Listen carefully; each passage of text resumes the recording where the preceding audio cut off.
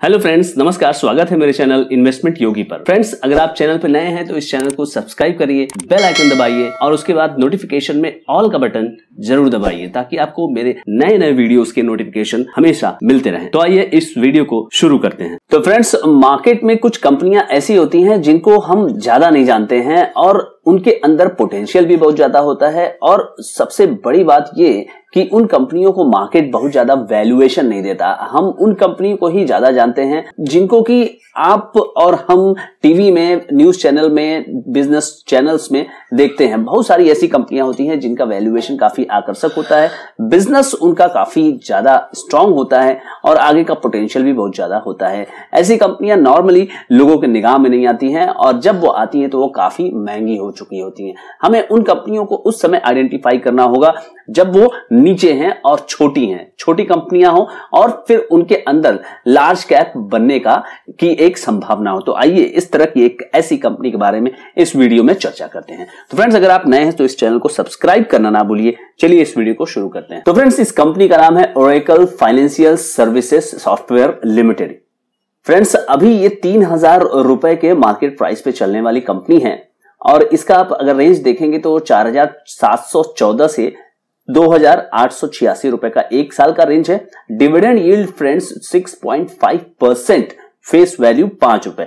Dividend yield यहां पे आप देखिए कितना ज्यादा कंपनी दे रही है। करंट प्राइस आपको मैंने बताया, book value 745, ROCE 36%, ROE 27%, market capitalization 25,000 crore रुपए का है फ्रेंड्स और PE केवल 14 है। मार्केट इसको वैल्यू नहीं दे रहा है। आप इसके बिजनेस की बात करेंगे तो ओरेकल फाइनेंशियल सर्विसेज लिमिटेड जो है वो प्रोवाइड करती है financial software, customer application development, consultancy और IT इंफ्रास्ट्रक्चर। बेसिकली ये बैंकिंग और इंश्योरेंस सेक्टर की कंपनियों के लिए IT सॉफ्टवेयर और IT रिलेटेड सॉल्यूशन प्रोवाइड करने वाली कंपनी है। और ये ओरेकल, ये मेन जो ओरेकल आपका है उसी का ये सब्सिडियरी है भारत में, ये रजिस्टर्ड कंपनी है। तो आपको ग्रुप वाइज कोई भी प्रॉब्लम होने वाली नहीं है। ये काफी बड़ी ग्रुप से की एक सब्सिडियरी कंपनी है, भारत में लिस्टेड है। तो फ्रेंड्स, ये कंपनी की वेबसाइट है ओरेकल, जो कि काफी सारे प्रोडक्ट्स में डील करती है। आप वेबसाइट पर जाएंगे तो आपको ये पता चल जाएगा कि इनके जो प्रोडक्ट्स के सॉल्यूशंस हैं, सेक्टर्स है, फाइनेंशियल सर्विस प्रोडक्ट्स है, उसमें ज्यादा ये फोकस कर रहे हैं। तो फ्रेंड्स, अगर इसको स्क्रॉल किया जाए तो आप देखेंगे कि financial crime compliances, banking, payment, risk and finance, service management, insurance, cloud infrastructure, data management, customer acquisition and experience, human capital management. Sector की बात की जाए तो retail banking, corporate banking, core banking, life insurance, health insurance. मतलब इनका जो business है वो एकदम फोकस्ड है कि अब बैंकिंग में इनको सर्विस देनी है और इंश्योरेंस को सर्विस देनी है। यानी कि आने वाले समय में आप ये देख रहे होंगे कि बाजार में बहुत सारी फिनटेक कंपनियां आ रही हैं, आ भी चुकी हैं और आने वाली भी हैं। तो वहां पे इनको काफी बाजार मिलने की संभावना व्यक्त की जा रही है। फ्रेंड्स, अब बात कर लेते हैं कुछ क्वार्टरली रिजल्ट्स की। सितंबर 2019 में इनका जो सेल्स था वो 1162 करोड़ रुपए का था और इस समय जो सितंबर 22 की बात करेंगे तो ये बढ़कर के हो गया 1376 करोड़ रुपए। अब ये जो सेल्स है, अगर आप इसकी ग्रोथ की बात करेंगे तो ये थोड़ा थोड़ा धीरे धीरे सेल्स बढ़ रहा है और आप देख सकते हैं कि कोरोना के समय ये 1337 करोड़ रुपए जून 2020 में था, लेकिन उसके बाद फिर गिरावट आई और थोड़ा सा इनके सेल्स में अपवर्ड मूवमेंट आता है, फिर नीचे हो जाता है। जैसे कि अगर आप देखेंगे जून 2022 में ये 1400 करोड़ रुपए क्रॉस कर चुका था। सबसे जरूरी चीज अगर आपको देखनी चाहिए वो है ऑपरेटिंग प्रॉफिट मार्जिन। IT कंपनियों के ऑपरेटिंग प्रॉफिट मार्जिन नॉर्मली 30% के ऊपर ही आपको दिखाई देते हैं, क्योंकि यहां पे उनको बहुत ज्यादा रॉ मटेरियल वगैरह की चीजें होती नहीं है।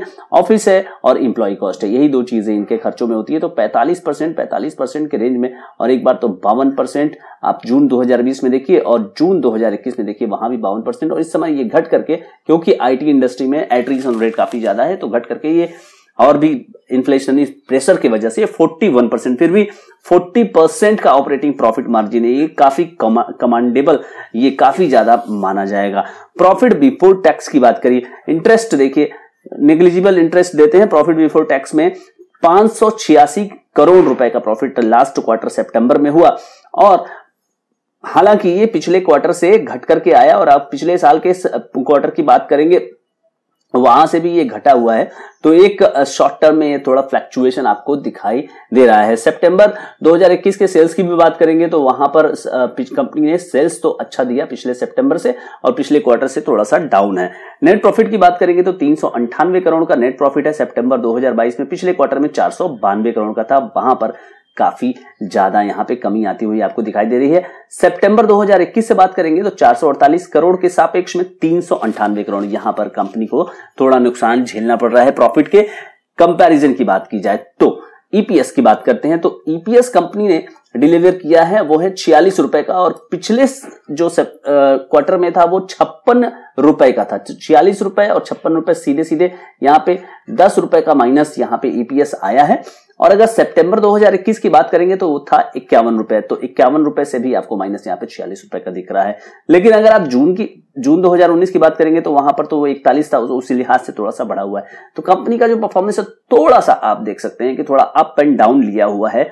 अब स्टेबल तो इसे नहीं लेकिन हाँ एक स्टेबिलिटी है। ग्रोथ के मोड में होगा तो स्वाभाविक सी बात है कि ये इतने छोटे पीई पे अवेलेबल ना होता। प्रॉफिट एंड लॉस अगर आप ईयरली देखें तो प्रॉफिट की बात करेंगे तो मार्च 2011 में 2,997 करोड़ कंपनी बेचा करती थी, और अभी मार्च 2022 की बात करेंगे तो कंपनी ने 5,221 करोड़ रुपए का सेल्स किया। तो ये फिगर आपको बहुत ज्यादा उत्साहजनक नहीं नजर आएगा, लेकिन आप आने वाले समय को प्रोजेक्शन करेंगे तो आपको ये इसमें उम्मीद बनती हुई नजर आएगी। कंपनी का जो ऑपरेटिंग प्रॉफिट मार्जिन है ईयरली वाइज भी अगर आप देखेंगे तो रिसेंट के ईयर्स में साल 2020, 21, 22 में आपको 46%, 50% और 48% होता हुआ नजर आया, जो कि शुरुआत के वर्षों में यानी 2011, 12, 13 में वो करीब 35% के अराउंड में होता हुआ नजर आया था। इंटरेस्ट कंपनी 2020 में 47 करोड़, 2021 में 19 करोड़, 2022 में 12 करोड़ और अभी टीटीएम के बेसिस पे 6 करोड़ देने की इसकी संभावना है। प्रॉफिट बिफोर टैक्स में आप देखें कि मार्च 2022 में कंपनी ने 2,528 करोड़ रुपए का ऑपरेटिंग प्रॉफिट कमाया, और उसके पहले 2,477 करोड़ का मार्च 2021 में। प्रॉफिट में टैक्स देने के बाद कंपनी के पास लास्ट ईयर बचा 1,889 करोड़, उसके पहले 1,762 करोड़ रुपए, जो कि आप मार्च 2011 से कंपेयर करेंगे तो 1,111 करोड़ रुपए। तो इस तरह से कंपनी ग्रो कर रही है, बहुत ज्यादा स्पीड नहीं है, ग्रो कर रही है। इसको आप एक स्नैपशॉट से समझ सकते हैं। ईपीएस कंपनी का 219 है इस बीते हुए फाइनेंशियल ईयर में, जो कि 132 हुआ करता था आज से 10 साल पहले। तो आप सेल्स की बात करेंगे तो सेल्स 10 साल में 5%, 5 साल में 3%, 3 साल में 2% और टीटीएम बेसिस पे 4% बढ़ने की संभावना है, जो कि काफी ज्यादा बड़ा नहीं कहा जाएगा। कंपाउंडेड प्रॉफिट 7% बढ़ा है, 5 साल में 9%, 3 साल में 11%। प्रॉफिट में ग्रोथ कंपनी ने डिलीवर किया है, स्टॉक ने परफॉर्म नहीं किया है। आपको जो चीजें यहां से लेके जानी है वो ये है कि स्टॉक ने परफॉर्म नहीं किया है और रिटर्न ऑन इक्विटी कंपनी ने बराबर बनाए रखा है। तो इस आधार पे यहां पे आपको एक पोटेंशियल दिखाई देता है। मार्केट यहां पर इसको वैल्यू नहीं दे रहा है। फ्रेंड्स, बैलेंस शीट पर नजर डालते हैं। 2011 में कंपनी के पास 5,364 करोड़ रुपए हुआ करते थे और इस समय कंपनी के पास 6,390 करोड़ के रिजर्व है। उसके सापेक्ष में अगर आप देखेंगे तो कंपनी के पास नेग्लिजिबल डेट है, 78 करोड़ के डेट से इस समय है, और पहले तो कंपनी के पास कुछ भी डेट नहीं थे। तो company almost debt free company है। तो फंडामेंटली आपको यहां पर इस तरह से डेट फ्री कंपनी मिल रही है 14 की पीई मल्टीपल पर, और कंपनी जो बुक पे आपको दिखाई देगी वो है 8,165 करोड़ रुपए की। तो इस तरह से आपको यहां पर ये कंपनी डेट फ्री कंपनी मिल रही है, 14 के पी मल्टीपल पे मिल रही है। इस कंपनी को आपको अपने रडार पे जरूर रखना चाहिए। फ्रेंड्स, अब बात करते हैं शेयर होल्डिंग पैटर्न की। शेयर होल्डिंग पैटर्न में 73% जो है सितंबर 22 क्वार्टर में यहां पे प्रमोटर के पास ऑलरेडी है। और बात करें एफआईआई की तो 7.22% एफआईआई की इसमें हिस्सेदारी है और डीआईआई 9.36% की हिस्सेदारी के साथ यहां पे उपस्थित है, और कंपनी में जो पब्लिक है वो 10.41% है। तो यहां पर एक क्वालिटी कंपनी में आपको शेयर होल्डिंग पैटर्न जो आपको दिख रहा है वो काफी बैलेंस्ड शेयर होल्डिंग पैटर्न यहां नजर आ रहा है। फ्रेंड्स, ओरेकल का आप ये चार्ट देखेंगे तो आपको नजर आएगा कि कंपनी जब से लिस्टिंग हुई तो इसने दौड़ तो अच्छी ठीक ठाक लगाई है, लेकिन उसके बाद इसमें एक अच्छा खासा डिप आया और उस डिप के बाद यहां पर इसने टॉप बनाया है करीब 5,000 रुपए का, और 5,000 रुपए से करेक्ट होकर आपको इस समय ये 2,924 रुपए पर अवेलेबल है। रीसेंट टाइम्स के परफॉर्मेंस की बात करेंगे फ्रेंड्स, तो रीसेंट टाइम्स में इसने निराश किया है 1%, यहां पर एक वीक में, एक महीने में 2% डाउन है, 3 महीने में 5% डाउन है, 6 महीने में 17% डाउन है, YTD के आधार पे 26% डाउन है और एक साल के आधार पे ये 36% डाउन है। तो ओवरऑल कंपनी एक साल में 36% के आपको डिस्काउंट में यहां पे अवेलेबल है। आप देख सकते हैं यहां से यहां इसने काफी लंबा एक डिस्काउंट ऑफर करके इस समय मार्केट में मिल रही है। तो फ्रेंड्स, इस वीडियो में ओरेकल को सिलेक्ट करने के पीछे के कुछ महत्वपूर्ण जो आधार हैं, कुछ महत्वपूर्ण जो बेसिस है, वो मैं आपको बताना चाहता हूं ताकि आपको इस कंपनी के ऊपर भी कॉन्फिडेंस आ सके। वैसे ये वीडियो केवल एजुकेशन पर्पज से बनाया जा रहा है। बाकी जो एजुकेशन के पर्पज से वीडियो बनाने का मतलब ये है कि आपको इन्वेस्टमेंट के फाइनल डिसीजन अपने एडवाइजर से ही समझना होगा। तो ये कोई भी एडवाइजरी नहीं है, कोई भी रिकमेंडेशन नहीं है। तो इसको सेलेक्ट करने के पीछे का आधार क्या है कि ये एक क्वालिटी मैनेजमेंट और क्वालिटी कंपनी है। आपने देखा फंडामेंटल काफी स्ट्रांग है कंपनी का फंडामेंटल स्ट्रांग होने के बाद जो नंबर आता है वो होता है कि मार्केट वैल्यू, यानी कि जो बिजनेस है जिसमें कंपनी ऑपरेट कर रही है वो कैसा होने वाला है। तो आने वाले समय में बैंकिंग और इंश्योरेंस ये दोनों ही एक्सपेंड करने वाले हैं। तो जब बैंकिंग और इंश्योरेंस एक्सपेंड करने वाले हैं और साथ में आपको इंश्योरेंस और बैंकिंग से रिलेटेड जो कंपनियों का जो सिस्टम है वो बदलने वाला है, खास करके जो फिनटेक कंपनियां जो आ रही हैं और आने वाली हैं, रेगुलेटेड एनवायरनमेंट में आने वाली हैं, तो इन सबको सॉफ्टवेयर सॉल्यूशंस, इन सबको अपने सिस्टम को चलाने के लिए सॉफ्टवेयर कंपनियों की जरूरत होगी और ओरेकल जो है वो इसी पर्टिकुलर डोमेन में काम ही कर रही है। तो बिजनेस के बढ़ने की संभावना काफी है इस पर्टिकुलर सेक्टर की।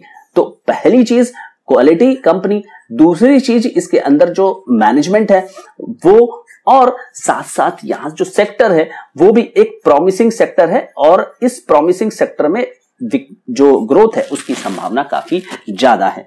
तो इस आधार पे, यानी जो स्टॉक है वो आपको यहां पे एक आकर्षक वैल्यूएशन पे मिल रहा है और साथ ही साथ आपको एक ग्रोथ स्टॉक मिल रहा है, यानी कि ग्रोथ ट्रेजेक्टरी में कंपनी जा सकती है। तो फ्रेंड्स, आई होप कि ओरेकल फाइनेंशियल सर्विसेज पे ये वीडियो आपको इस कंपनी के बारे में अच्छा खासा एजुकेट करेगा। आई होप कि अभी के पहले आप इस कंपनी के बारे में बहुत ज्यादा नहीं जानते रहे होंगे। Thank you so much friends.